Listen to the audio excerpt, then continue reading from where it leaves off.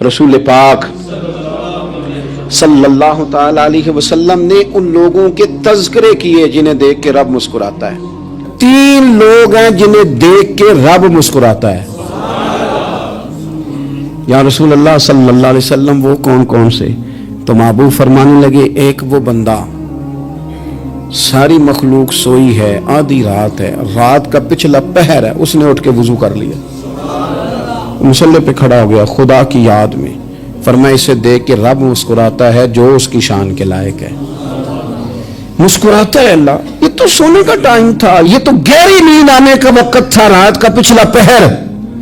رات پوے تے بے درداں نو نیند پیاری آوے تے درد منداں نو یاد سجن دی ستیاں وی آن جگاوے. اور ساون کی کالی راتوں میں جب بوندا باندی ہوتی ہے، وہ راتوں کو اٹھ اٹھ روتے ہیں جب خلقت ساری سوتی ہے. اللہ مسکراتا ہے. اور سننا میرے بھائی، میرے نبی پاک صلی اللہ تعالی علیہ وسلم فرماتے ہیں جب مسلمان نماز کے لیے صفیں بناتے ہیں نا، ترتیب لگ رہی ہوتی ہے، اب اللہ کی بارگاہ میں کھڑے ہوں گے، قیام کریں گے، رکوع کریں گے، سجود کریں گے. فرمایا جب مومن صفیں بناتے ہیں تو رب دیکھ کے مسکراتا ہے.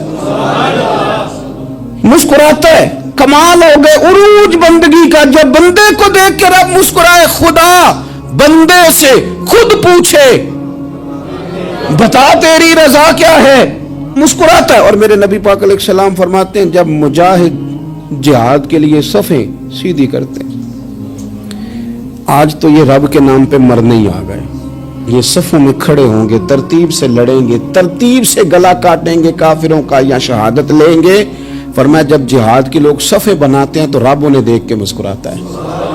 کتنے نصیبوں والا وہ بندہ ہے جسے دیکھ کے مسکرا دیا. او یار کبھی تیرا بیٹا تیرے سامنے مسکرائے نا چھوٹا، تو تیرا دل باغ باغ ہو جاتا ہے.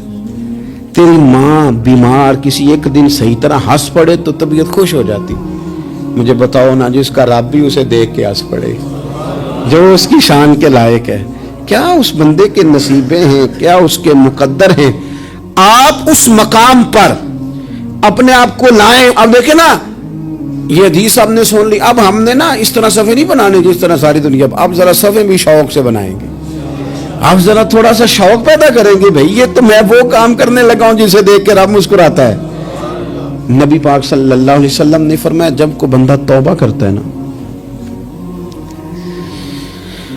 ہم توبہ کا رٹا لگاتے ہیں، یا اللہ میری توبہ یا اللہ. اور توبہ کا تو مطلب یہ ہے کہ پچھلے گناہوں سے پکی توبہ، آج کے بعد یہ غلطی نہ کرنے کا پکا وعدہ. تو نے ساری شب برات رو کے گزاری ہے، بتا سویرے جھوٹ جوڑنے کا ارادہ ہے تیرا؟ آج کے بعد رشوت تو نہیں نہ لے گا، ملاوٹ تو نہیں نہ کرے گا، یہ توبہ ہے. اور اگر سارے کام اسی طرح کرنے تو پھر یہ توبہ کا رٹا ہے، جتنا مرضی لگاؤ. حضرت علی بن ربیعہ رضی اللہ تعالیٰ عنہ فرماتے ہیں میں مولا علی کے ساتھ تھا، مقام حرہ کی طرف جا رہے تھے. حضرت علی نے ہاتھ اٹھا کے دعا مانگی ہماری تعلیم کے لیے، ورنہ حضرت علی ہم صحابہ کو محفوظ عن الخطا تو مانتے ہیں نا. ہاتھ اٹھا کے کہا اے اللہ ہمارے گناہ بخش دے، تیرے علاوہ کوئی معاف کرنے والا نہیں. اور پھر حضرت علی آسمان کی طرف دیکھا اور دیکھ کے نا حضرت علی بن ربیعہ کو تو مسکرائے. حضرت علی بن ربیعہ کہنے لگے حضور مسکرائے کیوں ہو؟ فرمانے لگے ایک دن میں حضور کے ساتھ اسی طرح آیا تھا، اسی طرح حضور نے دعا فرمائی تھی ہماری تعلیم کے لیے، اور پھر حضور مجھے دیکھ کے مسکرائے تھے. اور فرمایا جب کوئی بندہ رب کی بارگاہ میں اس طرح استغفار کرتا ہے تو رب مسکراتا ہے اور مسکرا کے فرماتا دیکھ لو میرے بندوں کو پتا ہے کہ میرے علاوہ معاف کرنے والا کوئی نہیں. انہیں پتا ہے. تم اس کی بارگاہ میں رجوع تو لاؤ، آؤ تو صحیح دو آنسو لے کر. اقبال کہتے ہیں کہ موتی سمجھ کے شان کریمی نے چن لیا، قطرے دو گرے میرے ار کے انفال کے. 2 میں نے آنسو بہائے تھے تو اس کے کرم نے تو موتی سمجھ کے چن لیے. سنو نا حضور اس استغفار کو اللہ کو یار رات کو توبہ کر کے سونا چاہیے. ہمیں کچھ غلطیاں ہم کرنا نہیں چاہتے پر ہم سے ہو جاتی ہیں، کچھ دل ہم توڑنا نہیں چاہتے پر وہ ٹوٹ جاتے ہیں، ہماری مجبوری ہوتی ہے ٹوٹ جاتے ہیں. رات کو اس کی بارگاہ میں ہاتھ باندھ کے کشکول طلب دراز کر کے خوب استغفار پڑھنا چاہیے کہ مالک بندے ہیں نا کیا کریں. نفس کا ساتھ ہے, دنیا کا ساتھ ہے, خواہشات نفسانیہ, مالک معاف کر دے. درد سے توبہ, رسم نہ ہو, کہانی نہ ہو, لفظ نہ ہو, جملے نہ ہو, اور جناب ایسے لوگوں کے بیچ بڑے ہاتھ باندھ کے اور بڑا کوئی ضرورت نہیں. آپ اکیلے اپنی چارپائی پہ بستر کے اندر منہ دے کے بھی درد سے کہیں گے نا معاف کر دے, تو وہ تو مہربانی بڑا ہے. میرے نبی پاک صلی اللہ علیہ وسلم مثال دیتے ہیں, فرمایا ایک آدمی صحرا میں جا رہا, صحابہ سے حضور خطاب کر رہے ہیں, فرمایا ایک آدمی صحرا میں جا رہا تھا, اس نے اپنی اونٹنی پہ کھانا پانی پیسے ہر چیز رکھی ہوئی تھی. صحرا تھا بہت بڑا, درمیان صحرا کے گیا تو تھوڑا سا سستانے کے لیے, آرام کرنے کے لیے اونٹنی سے نیچے اترا. اب اس نے اونٹنی کی لگام, اونٹنی کی نکیل اپنے سرہانے کے نیچے رکھی, ہاتھ کے ساتھ پکڑی اور سو گیا. تھوڑی ہی دیر کے بعد جب اس کی آنکھ کھلی تو دیکھا اونٹنی غائب ہے. صحرا میں وہ پیدل نہ آگے جا سکتا ہے, نہ پیچھے جا سکتا ہے, نہ دائیں نہ بائیں. کھانے کو روٹی نہیں, پینے کو پانی کا قطرہ نہیں, تھوڑا ادھر بھاگا ادھر بھاگا, تھک گیا. کریم محبوب فرماتے ہیں وہ پوری طرح نڈھال ہو گیا اور مایوس ہو گیا, معاذ اللہ. مایوس ہو کے دوبارہ اسی جگہ آ کے لیٹ گیا جہاں پہلے لیٹا تھا. انتظار کرنے لگا کہ اب موت ہی آئے گی, آخری وقت ہے, اب نہ میں پیدل یہ صحرا کراس کر سکتا ہوں, نہ پیچھے جا سکتا ہوں, نہ کھانا ہے نہ پانی ہے, سوائے موت کے کوئی سہارا نہیں. حضور فرماتے ہیں وہ رستے میں دوبارہ لیٹ گیا. اچانک اس نے رخ بدلا تو اونٹنی سامنے کھڑی تھی. حضور نے صحابہ سے پوچھا بتاؤ نا اسے بھلا کتنی کو خوشی ہوگی. یا رسول اللہ جسے نئی زندگی مل گئی ہے. آپ دیکھیں نا سارے ڈاکٹروں نے کہہ دیا کہ اس کے تو گردے معدہ جگر ہر چیز ختم ہے, گھر لے جاؤ خدمت کرو, ہر طرف پریشانی ہے. وہ بندہ بھی سمجھ گیا ہے کہ آخری وقت آ گیا, کل جاؤں پرسوں جاؤں, تیاری ہو گئی, سب لوگ آ گئے, باہر والے بھی آ گئے. یہ ماحول ایک عجیب رنگ اختیار کر گیا. اچانک ایک ڈاکٹر نے آ کے کہا نہیں نہیں غلطی لگ گئی تھی. مجھے بتائیے انداز کیا ہوتا ہے؟ بغیر دوائی کے بندہ اٹھ کے کھڑا نہیں ہو جاتا. او میں تو بچ گیا ہوں. نبی پاک صلی اللہ علیہ وسلم فرمانے لگے اس کی اونٹنی مل گئی, بتاؤ بھلا اسے کتنی خوشی ہوگی. یا رسول اللہ وہ تو دوبارہ دنیا میں آ گیا. حضور فرمانے لگے اسے کچھ بھی خوشی نہیں ہوئی. جب کوئی رب کا گناہگار بندہ آ کے توبہ کرتا ہے, رب کو اس سے کئی گنا زیادہ خوشی ہوتی ہے. میرا بندہ آ گیا ہے, میرا بندہ آ گیا ہے, میرے گھر آ گیا. اس نے آنسو بہائے ہیں. اس نے کہا اللہ میں تیرا ہی ہوں, تیرا ہی رزق کھاتا ہوں, تیری ہی زمین پہ رہتا ہوں, تیرے نام سے میری سانسیں چلتی ہیں. وہ آ گیا. فرمایا اس اونٹنی والے سے زیادہ رب کو خوشی ہوتی ہے جب گناہگار آ کے توبہ کرتا ہے. گناہگاروں کے آنسو اس کی بارگاہ میں بڑے مقبول ہیں, لیکن ہم رسم ادا کرتے ہیں, توبہ نہیں کرتے.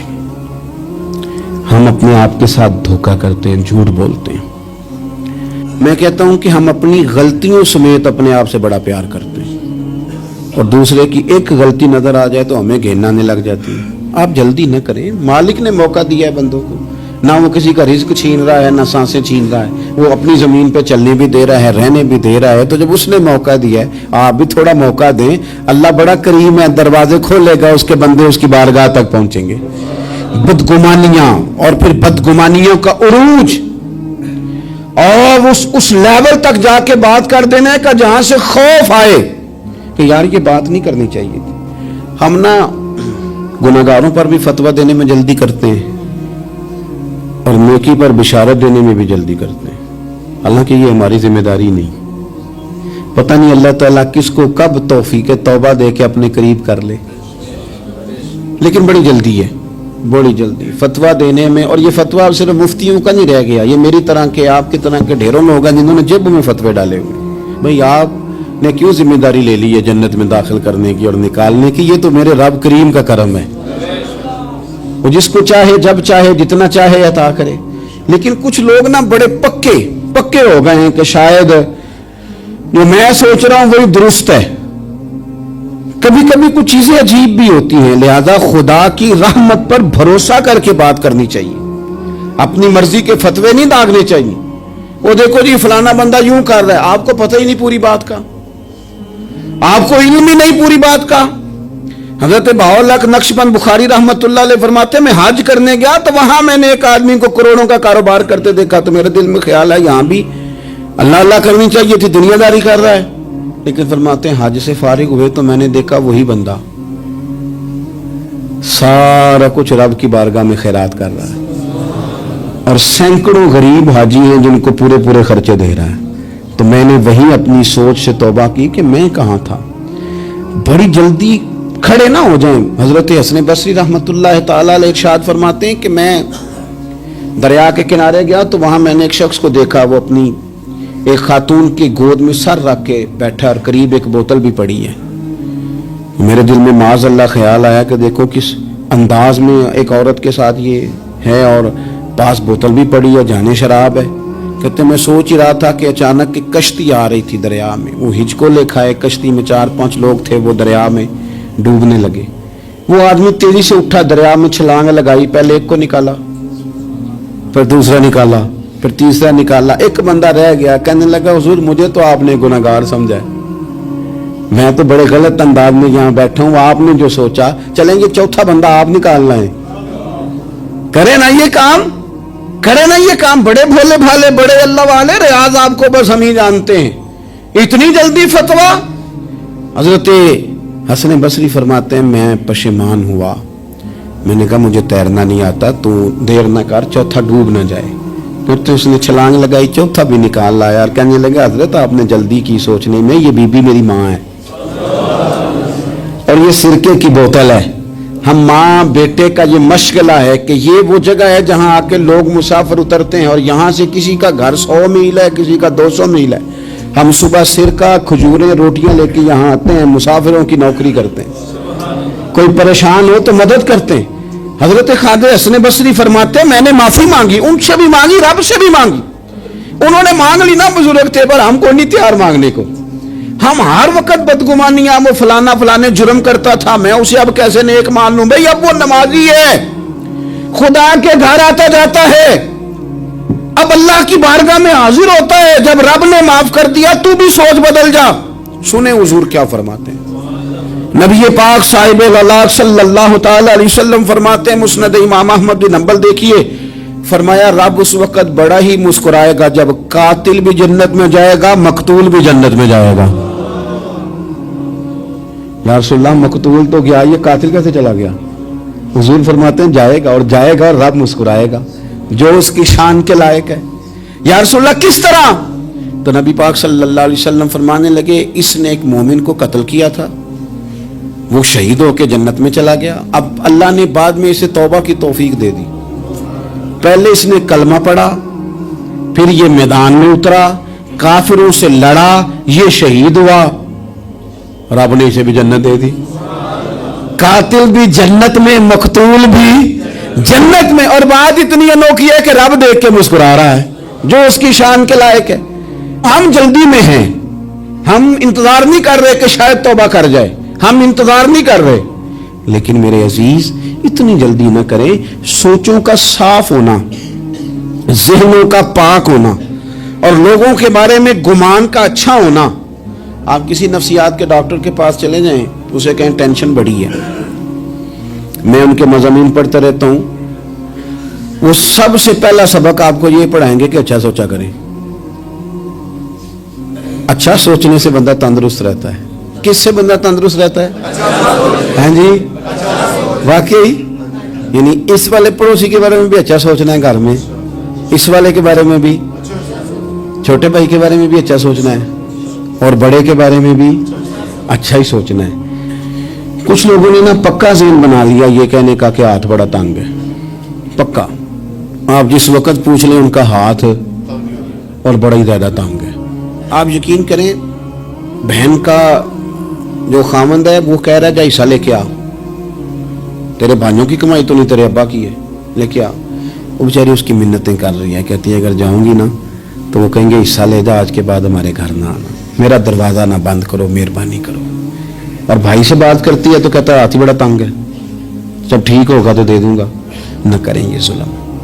हमारे अपने तड़पते रहते हैं और हमारी दौलतें अंदर पड़ी रहती हैं। हमारे अपनी छोटी छोटी जरूरियात के लिए परेशान होते हैं, लेकिन हम बड़े बड़े बहाने हैं हमारे पास, कहते हैं ये निकम्मा है, ये निकट्टू है, ये काम नहीं करता, इसमें फलाना है, बे फलाना है, बलियादा मैंने नहीं साथ चलना।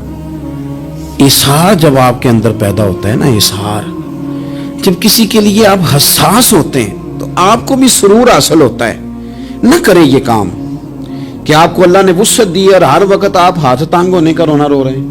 ہر وقت آپ یہ کہہ رہے ہیں میں بڑی آزمائش میں ہوں. جب خدا نے آپ پہ نہیں ڈالی تو اتنے جھوٹ بولنا صرف اس لیے کہ میرے پیسے بچ جائیں, صرف اس لیے کہانی سنانا کہ حالات میرے بڑے خراب ہیں کہ کوئی بندہ میرے سے کوئی تھوڑا بہت قرض نہ مانگ لے. سنو, نبی پاک صلی اللہ علیہ وسلم کے پاس مہمان آ گیا, بخاری مسلم ہے.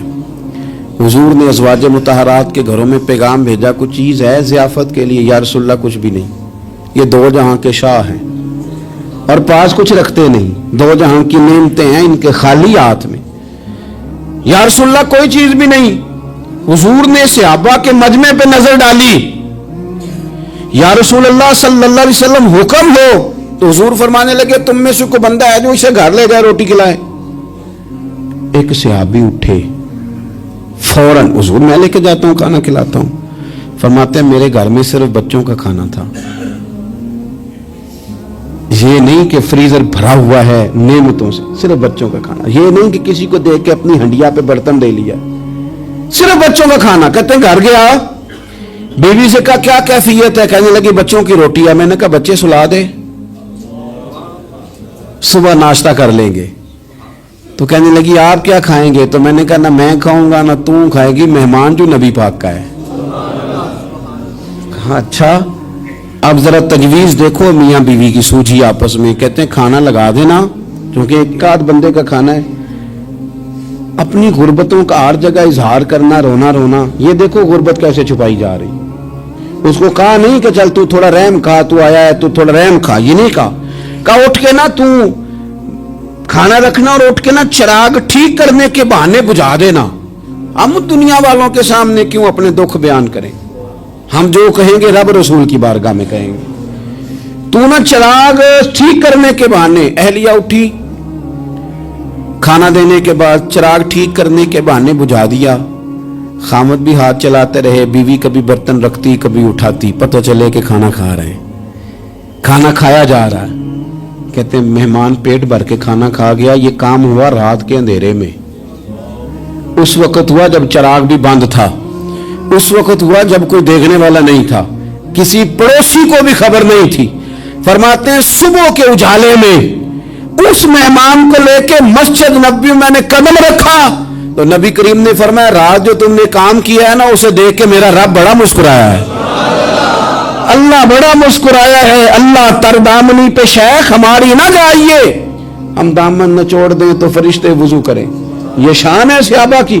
نبی کریم علیہ السلام نے فرمایا رب رات مسکرایا تیرا یہ انداز دیکھ کے, اور اس نے قرآن نازل کیا وَيُؤْثِرُونَ عَلَىٰ أَنفُسِهِمْ وَلَوْ كَانَ بِهِمْ خَصَاصَةٌ. کچھ لوگ وہ ہیں جنہیں بڑی بھی ضرورت ہو تو دوسروں پر اثار کر دیتے ہیں, قربانی دے دیتے ہیں. رب مسکرایا ہے, اندر پیسے رکھے ہوئے ہیں, اندر پیسے رکھے ہوئے ہیں, اور بہن آ کے منت کر رہی ہے کہ بھائی حالات بڑے خراب ہیں, تھوڑی سی مہربانی کر. تو کہتے ہیں بہن پردہ ہی ہے بس, کیسے بتاؤں تجھے حالات, تجھے کیا بتاؤں کام کتنی مشکل سے چلتا ہے, یہ پردہ یہ بس.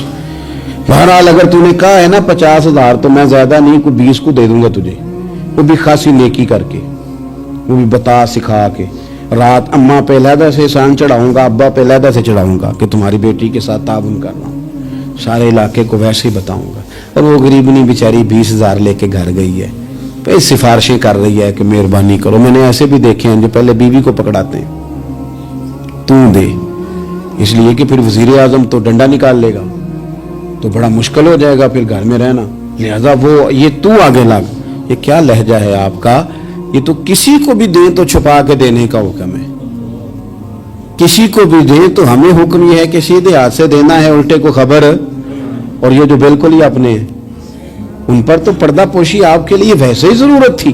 میرے عزیز رب مسکراتا ہے. میرے نبی پاک علیہ السلام نے یہ اعمال ہمیں بتائے جن پر اللہ مسکراتا ہے, خوش ہوتا ہے. اور بعض لوگوں کو حضور نے نامینیٹ کیا.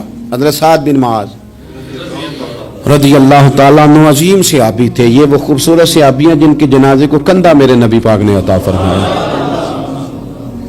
حضور نے کندھا عطا فرمایا. کمال ہو گئی, نرخ بازار محبت کا انوکھا ہی ہو گیا. خود خریداروں میں شامل آ کے مولا ہو گیا. حضور نے کندھا دیا. حضرت سعد بن معاذ رضی اللہ تعالیٰ عنہ کا جب جنازہ اٹھا, ان کی والدہ رو پڑی, بڑے درد سے روئی. ماں تھی نا, ان کی آواز جب حضور تک گئی تو نبی پاک نے فرمایا آنسوؤں کو روک لے, آواز کو کم کر لے, تیرے بیٹے کی تو جب روح پرواز ہوئی ہے تو رب مسکرایا ہے. جس کے آنے پہ رب راضی ہو مسکرا دے جو اس کی شان کے لائق ہے. یہ تو وہ لوگ ہیں کہ جن کے جانے پر نا رب, وہ کسی نے کہا تھا کہ میرے مرنے پہ ہر سو شور مچ جائے گا, دیکھو گے میرے مرنے پہ ہر سو شور, تم پتہ چل جائے گا جب ہم جائیں گے, میرے مرنے پہ ہر سو شور مچ جائے گا دیکھو گے, اور کہنے الوداع سرکار خود تشریف لائیں گے. اور درویش کہنے لگے بعد مرندے مکھڑا میرا ہو جاوے جے تازہ, پھر سمجھ لینا محبوب میرے نے آن پڑے ہے جنازہ. اور عاشق کا جنازہ ہے, ذرا دھوم سے نکلے اور محبوب کی گلیوں سے ذرا گھوم کے نکلے. فرمایا کہ ان کے تو جانے پہ رب کریم. اور حضور نے ایک دعا بھی دی. حضرت ابو طلحہ, حضرت طلحہ رضی اللہ تعالیٰ عنہ صحابی تھے, ان کا وصال ہو گیا تو حضور نے دعا بھی دی. فرمایا یا اللہ جب میرا طلحہ آئے نا تو اس سے مسکرا کے بات کرنا, یہ تجھ سے مسکرا کے بات کرے جو تیری شان کے لائق ہے. تو اللہ تعالیٰ غائب درجے راضی ہوتا ہے. ایک دفعہ پھر بات دہراتا ہوں, جو میدان میں ڈٹ کے شہید ہو رب اسے دیکھ کے مسکراتا ہے جو اس کی شان کے لائق. جو توبہ صحیح کریں سچی کریں رب انہیں دیکھ کے مسکراتا ہے جو اس کی شان کے لائق ہے. جو نماز کے لیے صفیں بنائے رب انہیں دیکھ کے مسکراتا ہے. جو جہاد کے لیے صفیں بنائے رب دیکھ کے مسکراتا ہے. جو لوگ صبح پچھلے پہر اٹھ کے عبادت کریں رب انہیں دیکھ کے مسکراتا ہے. اور جو کبھی کبھی بھوکے رہ کے دوسروں پر قربان کر کے احسان کر دیں رب انہیں دیکھ کے مسکراتا ہے. بہت بڑی فضیلت ہے. اللہ ان سارے کاموں میں سے کسی ایک کام پہ ہمیں بھی لگا دے تاکہ یہ بڑی فضیلت اللہ تعالی ہم گناہگاروں کے حصے میں بھی فرما دے. آخر دعوانا ان الحمدللہ رب العالمین.